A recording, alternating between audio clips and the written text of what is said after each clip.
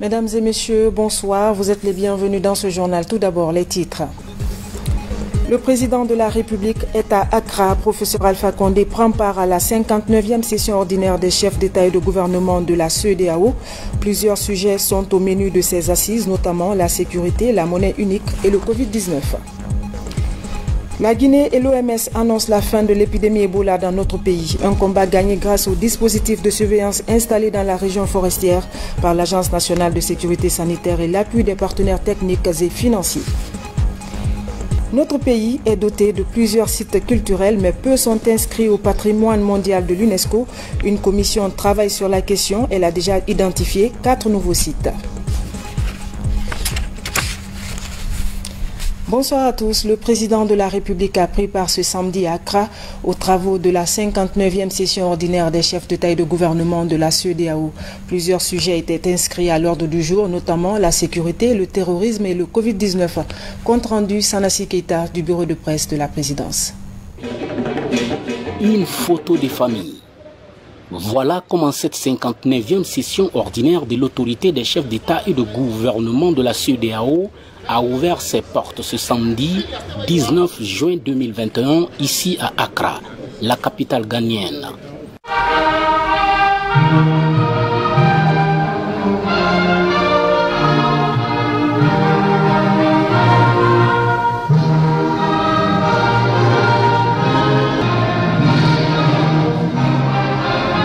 Fortement mobilisées dans la capitale ghanéenne, ces personnalités de l'espace CEDEAO ont évoqué plusieurs questions importantes allant dans le sens de la redynamisation des actions de leur organisation sous-régionale, notamment la sécurité, le commerce, le terrorisme et la Covid-19. Ces personnalités ont toutes manifesté leur volonté d'œuvrer en faveur d'une forte intégration sous-régionale dans l'intérêt surtout du continent. Dans cette dynamique, le président de la commission de la CEDEAO s'est fortement réjoui de l'avancée des discussions entre la Guinée et le Sénégal pour la réouverture prochaine des frontières. Un accord de coopération militaire et technique a été scellé à cet effet entre la Guinée et le Sénégal, deux pays liés par la géographie, l'histoire et la culture. Un élan qui permettra sans nul doute de renforcer davantage l'axe de coopération Conakry-Dakar. C'est sur cette note d'espoir de voir l'organisation ouest-africaine atteindre les objectifs que les chefs d'État et de gouvernement se sont assignés au profit des citoyennes et citoyens que Professeur Alpha Condé a quitté Accra pour Conakry. Et puis cette bonne nouvelle, la résurgence d'Ebola en Guinée qui avait surpris tout le monde est éradiquée. L'OMS et le ministère de la Santé ont officiellement déclaré la fin de la deuxième épidémie d'Ebola dans notre pays. La nouvelle a été annoncée depuis la ville de Zérekoré. Un combat gagné grâce au dispositif de surveillance installé par l'Agence nationale de sécurité sanitaire et l'appui des partenaires techniques et financiers. Sam Ratonno. Pour la deuxième fois de son histoire, la Guinée gagne la guerre contre la maladie à virus Ebola. Le ministre de la Santé annonce la bonne nouvelle devant la presse nationale et internationale. Je suis heureux de déclarer solennellement au nom du chef de l'État la fin de la résurgence de l'épidémie de la maladie du virus Ebola en Guinée. En effet, depuis 42 jours, aucun cas positif n'a été notifié après la sortie du dernier malade du centre de traitement. La gestion efficace de cette résurgence d'Ebola a montré les performances acquises par notre système de surveillance après la terrible épreuve de 2014-2016. Nous devons tous œuvrer à préserver et à améliorer ces acquis dans l'optique de riposter efficacement contre toute épidémie et urgence de santé publique. Aux côtés des autorités administratives, pour savourer cette nouvelle victoire, leurs compagnons constitués des partenaires techniques et financiers, d'élus locaux et de religieux. Sous le leadership du gouvernement de la Guinée, nous avons entamé la riposte en tenant en compte des leçons apprises de la précédente épidémie qui avait été dévastatrice, en apportant des innovations comme les vaccins et les traitements et en centrant aussi la riposte sur la communauté. Et je pense que ça, c'est vraiment un aspect qui a permis rapidement de circonscrire dans son foyer initial cette nouvelle résurgence.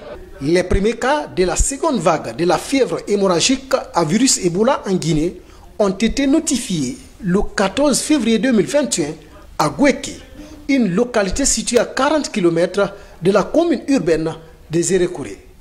Grâce au système de surveillance mis en place par le ministère de la Santé à travers l'Agence nationale de sécurité sanitaire, ANSS, 12 personnes en sont mortes, parmi lesquelles on dénombre 7 cas probables sur les 23 touchés.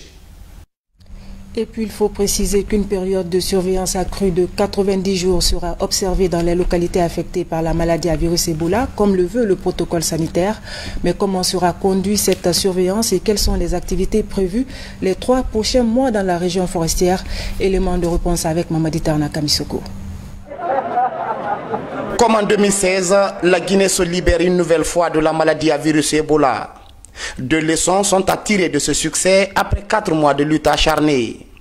D'abord la forte implication des communautés à la base, ensuite la circonscription de la maladie en région forestière grâce à la mobilisation rapide de l'État et des partenaires. En fait, cette période de surveillance est une période de résilience.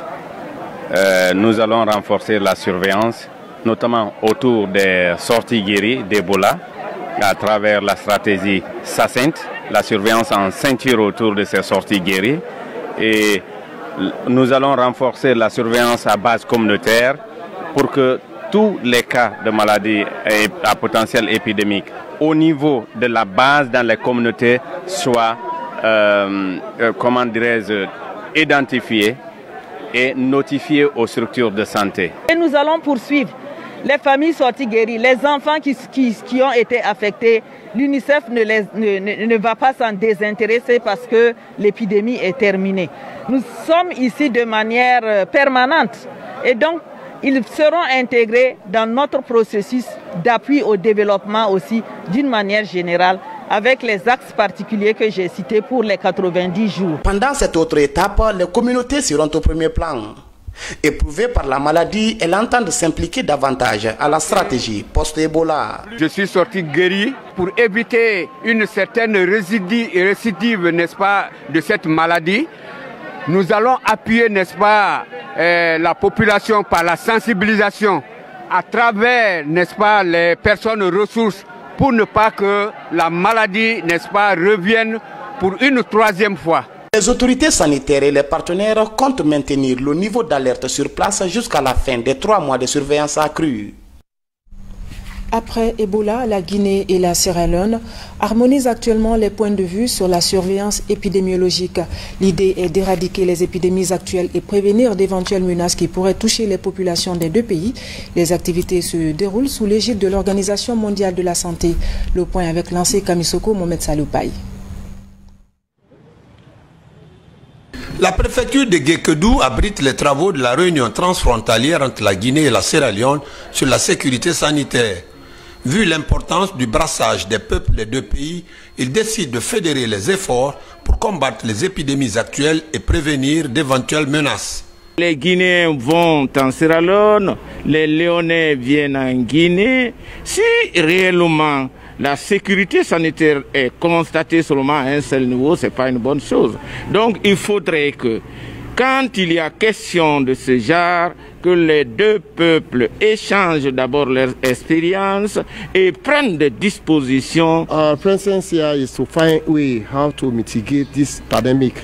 Notre présence ici est de trouver les voies et moyens pour lutter contre les pandémies telles que la COVID-19, l'ASA et d'autres maladies qui peuvent surgir. Remove it from our region.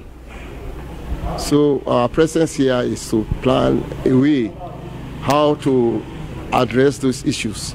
Pendant 2 jours d'intenses travaux, les acteurs de la surveillance épidémiologique partagent leurs expériences pour une meilleure gestion de la santé publique. L'initiative est de l'Organisation mondiale de la santé. Je m'attends à ce qu'à l'issue de ces 2 jours de travaux, que chacun des pays puisse apprendre de ce qui se passe de l'autre côté de la frontière et qu'on puisse vulgariser au niveau de notre pays et suivre la mise en œuvre au niveau de nos acteurs qui sont déployés le long des frontières. À l'issue de la rencontre, plusieurs recommandations sont faites, notamment le partage d'informations sur la gestion des maladies le long des frontières et l'harmonisation des outils de riposte face aux épidémies.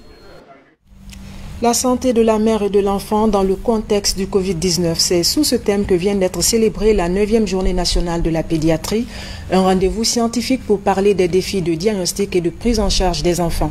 Le point avec Adiatou Bari. La santé de la mère et de l'enfant, voilà ce qui concentre la réflexion de ces spécialistes du domaine. Ils se réunissent pour faire l'analyse du diagnostic posé en matière de la prise en charge des nouveau-nés et des nourrissons dans les structures sanitaires du pays. La mortalité des nouveau-nés, souvent référée à l'Institut de nutrition et de santé de l'enfant, fait aussi objet d'attention. Dans un pays qui est très chaud comme la Guinée, le bébé se refroidira assez rapidement en dehors du corps de la maman, alors après la naissance. Si c'est dans un taxi ou sur un mototaxi même, voilà, le bébé va se refroidir et il arrive à l'Institut de nutrition et de santé de l'enfant dans un état où, même dans le meilleur hôpital du monde, on ne pourrait pas changer la suite des événements. Les soins maternels kangourous pour les nouveau-nés de faible poids de naissance, la vaccination, font partie des thématiques de recherche scientifique présentées. Pour cette journée, on avait reçu plus de 80 communications, mais on a sélectionné les meilleures pour qu'on puisse échanger et partager les réflexions et les résultats des uns et des autres. La mission des soins au niveau tertiaire, au niveau le plus élevé, c'est d'assurer 3 fonctions principales. La formation, la recherche et les soins. L'administration de soins de qualité permettant de poser un diagnostic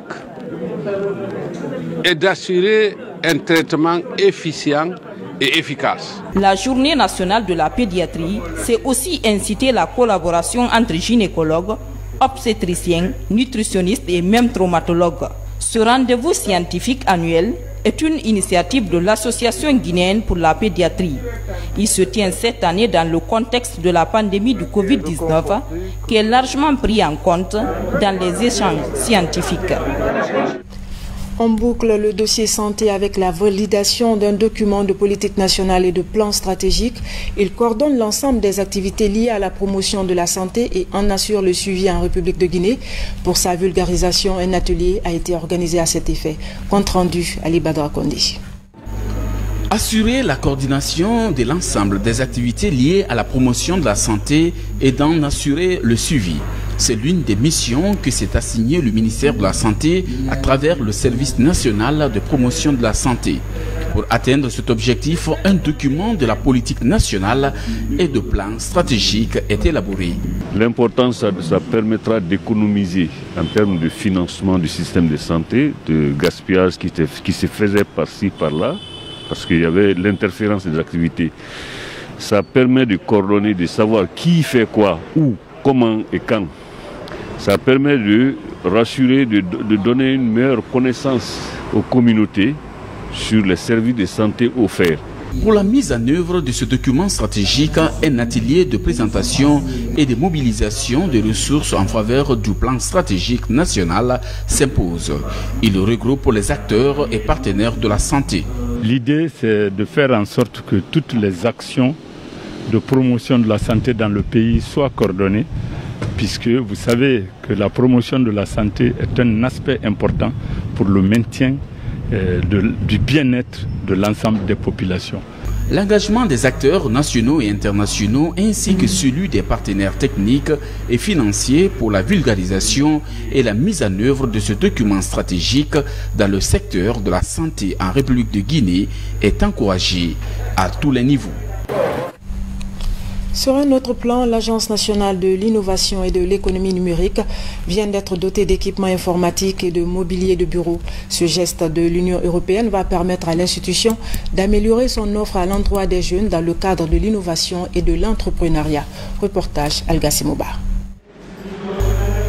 10 ordinateurs, 10 places de bureaux cubiques et un ensemble de bureaux complets destinés à l'Agence nationale de l'innovation et de l'économie numérique. Le geste est de l'Union européenne. Il permettra à l'agence d'améliorer la mise en œuvre de la politique gouvernementale dans le domaine de l'innovation. Ces équipements, comme vous le constatez déjà, ils sont dans de bonnes mains. Il y a un superviseur que nous allons recruter sur la base d'un test qui va s'occuper non seulement de veiller sur ces équipements, mais veiller aussi sur ces apprenants parce qu'ils vont travailler, je vous le dis, sur des projets concrets, des projets demain qui vont réduire la facture numérique, les projets qui peuvent adresser directement les citoyens pour que le citoyen lambda qui se trouve sans connexion Internet puisse bénéficier de ce numérique. Cet accompagnement de l'Union européenne est exécuté par le Centre du commerce international. Il a pour objectif de favoriser les opportunités d'emploi et d'auto-emploi dans les technologies de l'information et de la communication afin de promouvoir un environnement propice à l'innovation. Le gouvernement guinéen a créé une agence de l'innovation et on a estimé qu'il était important qu'on puisse collaborer avec cette agence de l'innovation pour pouvoir renforcer les capacités institutionnelles des structures de l'État à travers des partenariats techniques et financiers. Donc pour nous, il est essentiel d'avoir cette appropriation nationale à travers l'ANIEN. Cette initiative de l'Union européenne s'inscrit dans son programme d'accompagnement institutionnel aux différents départements du pays. Ceci pour assurer des prestations de qualité. À Cotonou, fini les travaux de la 12e Assemblée générale ordinaire du réseau africain des institutions et fonds de formation professionnelle. Des résolutions et recommandations ont été formulées pour minimiser l'impact du Covid-19 sur les différents fonds du réseau. Les participants ont par ailleurs sollicité la numérisation de la formation professionnelle des secteurs informels et formels. Komara Moussa est notre envoyé spécial. Les assises de Cotonou n'ont pas répondu à toutes les attentes, mais elles ont permis de prendre des résolutions importantes pour donner plus de vitalité aux fonds impactés par la Covid-19. Du télétravail aux réunions en ligne, plusieurs nouvelles méthodes sont entrées dans le quotidien de ces spécialistes de la formation professionnelle du continent. Les recommandations suivantes ont été formulées à l'endroit des institutions et fonds. Tirer les leçons de la période de la pandémie, promouvoir les capacités de négociation et de plaidoyer, diversifier les sources de financement, avoir une politique d'équipement sur l'éthique, assurer la formation des agents, équiper des centres modèles pour appuyer les formations en ligne et par visioconférence, revoir à la hausse le budget des membres avec l'appui de l'État. Ainsi, pour permettre aux fonds impactés par la pandémie, le réseau africain des institutions et fonds de formation professionnelle RAFPRO fonde l'espoir sous le soutien des différents gouvernements et partenaires techniques et financiers. Il ne s'agit pas de prendre des résolutions, il s'agit aussi de passer à l'acte. Pour passer à l'acte, il faut qu'il y ait un RAFPRO fort, un RAFPRO qui mérite la confiance des partenaires techniques et financiers et un RAFPRO qui collecte le maximum de ressources possibles pour qu'enfin sur le terrain, cette maxime se justifie. À l'issue de cette réunion de Cotonou, tous les rapports ont été validés et le budget 2021 adopté. Le bureau exécutif du réseau est ainsi renouvelé. Lawal Abdou Germa du Niger, jusqu'ici président de l'institution, est réélu à sa propre succession pour son tout dernier mandat. Continuer les échanges permettant aux différents fonds et institutions de bien partager leurs outils et de bien mutualiser les ressources pour que la question de l'employabilité de notre jeunesse en Afrique soit une question partagée et une question traitée de la même façon. Cette rencontre qui mobilise 11 pays du continent est annuelle. Mais en 2020, elle n'a pas pu se tenir à cause de la pandémie mondiale. Rendez-vous est donné à Dakar en 2022. Ici en Guinée, plusieurs chantiers sont lancés par le gouvernement dans le cadre de la formation professionnelle. Certaines écoles des arts et métiers sont opérationnelles et accueillent déjà des étudiants. D'autres chantiers accusent du retard. C'est le cas de l'École nationale de l'élevage et de l'agriculture de Macenta. Les travaux de réhabilitation sont à 49% d'exécution, une situation que déplore la mission d'inspection du gouvernement sur le terrain. Reportage Mounir Bari. Nous sommes à Macenta, en région forestière, à 700 km de Conakry. Cet autre chantier de l'arrière-pays est une initiative présidentielle. À l'École nationale de l'agriculture et de l'élevage de Massanta, les cadres du ministère de l'enseignement technique et de la formation professionnelle viennent s'enquérir de l'évolution des travaux. On avait démarré ces travaux pendant le mois d'août passé et il n'y a pas eu mal de difficultés qui les a contraints à accuser ce retard. Nous regrettons. C'est l'occasion pour nous de revoir le cas de l'entrepreneur. Est-ce qu'il n'a pas d'autre contrat ailleurs? Parce que donner 2 chantiers à un entrepreneur, il fera de n'importe quoi. Il peut prendre l'argent d'un chantier envoyé dans d'autres chantiers. À l'École nationale de l'agriculture et de l'élevage, le projet d'aménagement de la formation et l'insertion dans les secteurs agricoles et des mines a investi plus de 20 milliards de francs guinéens pour sa rénovation. L'ENAE de Massanta, comme les 11 autres écoles qui ont bénéficié d'un appui dans le cadre du PAFISA, d'un montant de plus de 20 milliards de francs guinéens. Et le président nous a instruit de venir voir l'évolution du chantier, parce qu'en réalité, ce chantier devrait être rendu le mois passé, c'est-à-dire le mois de mai passé. Nous avons trouvé que le retard est énorme, et donc nous avons aussitôt pris les dispositions. Durant tout le périple de la ministre de l'enseignement technique, plusieurs centres de formation de la Guinée profonde ont été visités. Il s'agit de l'école de santé de Farana, du centre de formation professionnelle de Kissidougou, l'école nationale de l'agriculture et de l'élevage de Massanta, sans oublier l'école nationale des arts et métiers de Dabola, centre géographique du pays. L'atteinte de l'autosuffisance alimentaire est un défi pour le gouvernement. Le ministre de l'Agriculture et de l'Élevage a échangé avec une délégation du PAM et du Centre d'excellence régional contre la faim et la malnutrition. En toile de fond, accompagner la production locale en vue de répondre à la demande des cantines scolaires. Tiano Younoussaba. La Guinée bénéficie d'un important appui dans sa lutte pour l'atteinte de l'autosuffisance alimentaire. La problématique réunit cadres du ministère de l'Agriculture et de l'Élevage, le PAM et le Centre d'excellence régional contre la faim et la malnutrition en collaboration avec Help Logistique. Les acteurs travaillent sur la nécessité de réduire les pertes post-récolte pour atteindre l'objectif faim zéro.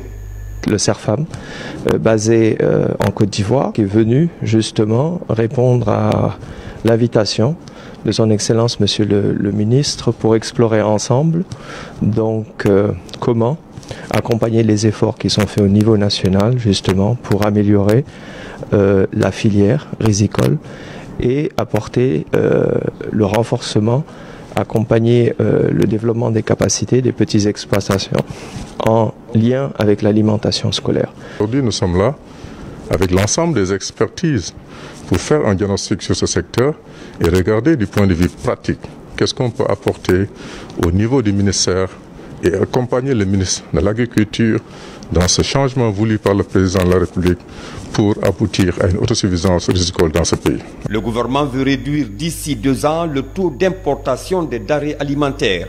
Outre l'optimisation de la chaîne de valeur du riz, le projet va aider à développer les systèmes d'approvisionnement. Nous importons plutôt plus de 500 000 tonnes de riz et l'objectif fixé par le chef de l'État est de mettre fin à cette importation. Et donc, si nous avons on nous enseigne les bonnes pratiques qui nous permettraient d'accroître le rendement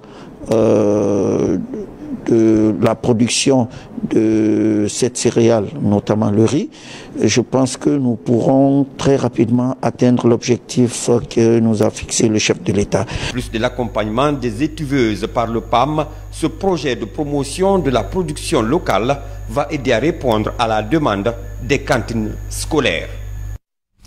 Validation du rapport d'étude sur la stratégie nationale de promotion et de développement du commerce guinéen. Les acteurs impliqués étaient récemment en conclave. L'idée est de permettre aux opérateurs économiques de conquérir le marché international. Falilou Diallo. La Guinée dispose désormais d'une nouvelle politique commerciale. Elle vient d'être validée par les opérateurs économiques, cadres du ministère du Commerce et autres départements sectoriels. Cette nouvelle politique va servir de bréviaire pour ainsi faire face aux exigences de l'économie mondiale. La Guinée est un pays riche potentiellement, mais ce n'est pas encore réel. Donc le gouvernement a maintenant un document important qui va servir donc au ministère du Commerce, particulièrement, d'avoir une approche sélective, une approche orientée, une visibilité claire sur ce qu'on fait. Des projets et programmes seront élaborés à travers ce document de gestion du secteur du commerce. La Guinée veut ainsi redonner à son système commercial ses lettres de noblesse. Le commerce jusqu'ici a été un secteur qui a été propulsé à travers des documents, mais sa mise en œuvre a posé problème. Donc cette stratégie nationale de promotion et de développement va permettre à la Guinée de mettre sur le marché des produits guinéens plus compétitifs, d'avoir des entreprises nationales plus compétitives. En 2018, le montant global des exportations de services était de 5 800 milliards de dollars, une progression de 8% par rapport à 2017. Le secteur des services a enregistré une croissance en valeur de 8% à l'échelle mondiale en 2018. Et puis, la journée mondiale de lutte contre la désertification a été célébrée le 17 juin dernier. Une occasion pour l'ONG Guinée Écologie de sensibiliser plusieurs acteurs sociaux et autres amoureux de la nature sur la dégradation des terres, mais aussi renforcer l'engagement des citoyens pour une meilleure protection des écosystèmes. Alpha Isiagaba. Dans le monde, plus d'1 milliard de personnes sont menacées par la désertification. 10 millions d'hectares d'arbres se dégradent chaque année. Depuis 1996, les Nations Unies ont institué la Journée mondiale de lutte contre la désertification, une occasion de rappeler chaque année la nécessité d'agir et de contrer le phénomène. Nous sommes à un moment assez important parce que avec l'apparition de la Covid, nous avons compris que les nations sont vulnérables parce que nous dépendons des écosystèmes. On avait besoin de vaccins, on avait besoin de traitements, ainsi de suite. Et ce sont des traitements qui sont fournis par la nature. Pour marquer la journée, Guinée Écologie mobilise des acteurs environnementaux et sociaux, mais aussi des étudiants pour débattre de la dégradation des terres, de la restauration des écosystèmes comme moyen de protection de l'environnement ou encore le rôle des médias dans la sensibilisation et la diffusion des informations climatiques.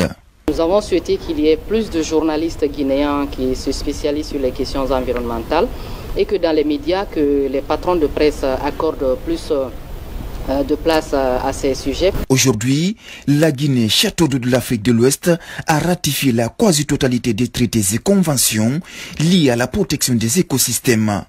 Le pays a récemment engagé une lutte sans merci contre la destruction des forêts et compte restaurer plus de 1000 hectares cette année. Dans la région de Kankan, le gouvernement et ses partenaires viennent d'initier un projet humanitaire. Il s'agit d'une vaste campagne de distribution de vivres et de non-vivres aux zones durement touchées par les catastrophes naturelles.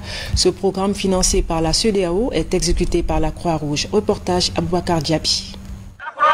Nous sommes à Balandou, l'une des 15 sous-préfectures que couvre la préfecture de Kankan. L'année dernière, cette localité à vocation agro-pastorale a été frappée par les inondations pendant la saison pluvieuse en causant d'importants problèmes aux populations sinistrées. Pour aider ces pays membres les plus touchés par les catastrophes naturelles, la CEDEAO, à travers la Croix-Rouge, vient d'initier une vaste campagne de distribution des vivres et non-vivres aux populations sinistrées. Aujourd'hui, je suis particulièrement heureux de constater que cette voie va à l'unicité. Ce que j'ai noté avec l'aide de la CEDEAO, c'est moins la quantité de vivres et de non-vivres. Mais c'est l'acte fort qui va nous conduire inévitablement à l'intégration de l'Afrique de l'Ouest. Cette assistance humanitaire de la CEDEAO concerne plus de 2500 ménages affectés par les inondations de 2020. Cet appui de la CEDEAO, Communauté économique des États de l'Afrique de l'Ouest, à la Croix-Rouge guinéenne, à travers notre gouvernement guinéen, pour assister les victimes de ces catastrophes naturelles, est une expression éloquente de solidarité agissante et de compassion des États de notre sous-région à l'égard de leurs populations qui souffrent. Ce projet humanitaire de la CEDEAO qui s'inscrit dans le cadre de l'intervention post-inondation dans les États membres les plus touchés vise à contribuer à soulager les souffrances des citoyens des États membres touchés par des catastrophes humanitaires, conformément à la mission de la CEDEAO dans l'esprit du concept de CEDEAO des peuples. Pour rappel, à la date du 25 septembre 2020,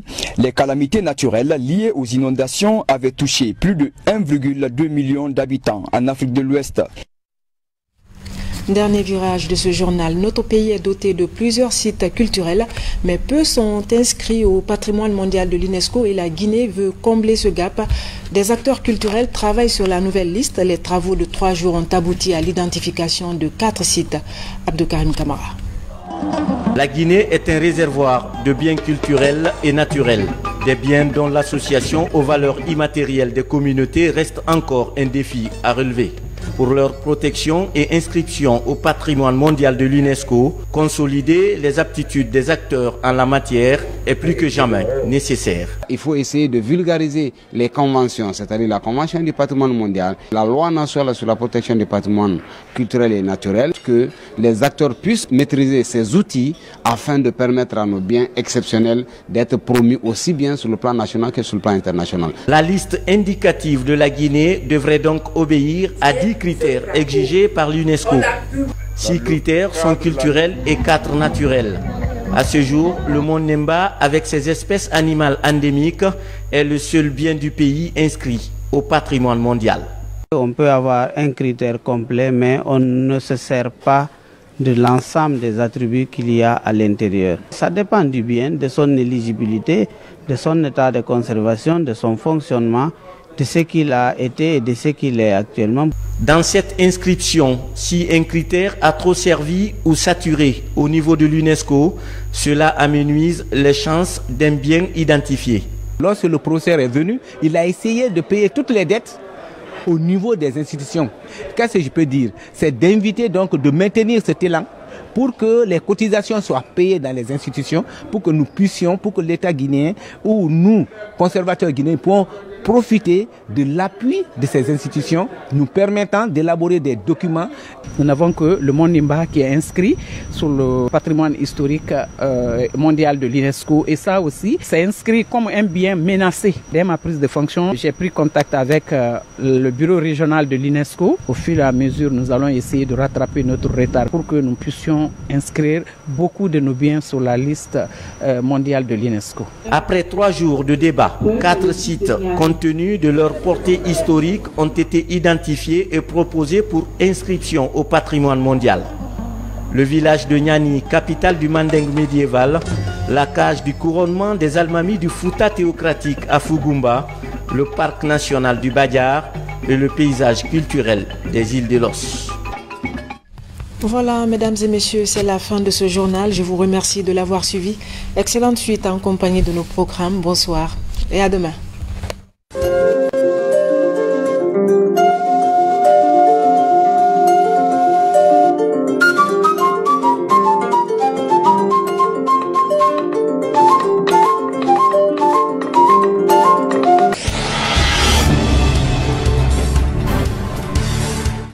Sous le leadership du chef de l'État, une série de réformes ont été réalisées dans le secteur minier guinéen. L'objectif, faire du secteur un véritable levier de développement socio-économique du pays.